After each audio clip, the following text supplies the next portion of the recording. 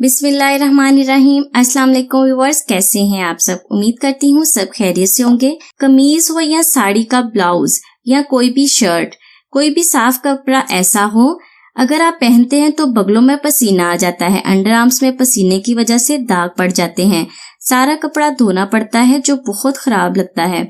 अक्सर कुछ कपड़े ऐसे होते हैं जिन्हें हम रोज रोज नहीं धो सकते, तो इसका आसान हल मैं आपको बता रही हूँ। चैनल पर नए हैं, पहली बार देख रहे हैं तो चैनल को सब्सक्राइब कर लें और सब्सक्राइब करने के बाद बेल आइकन के बटन को जरूर दबा दें ताकि मेरी आने वाली वीडियोस आप लोगों से मिस ना हो।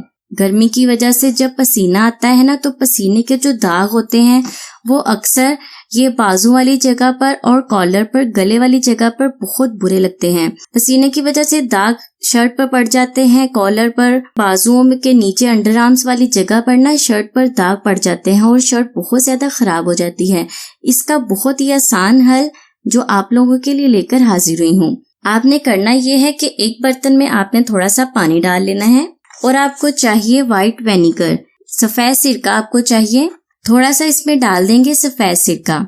जिस जगह पर दाग पड़ते हैं ना पसीने की वजह से, उस जगह को आपने पानी में भिगो देना है। सिरके वाले पानी में अच्छी तरह से आपने इसे भिगो देना है।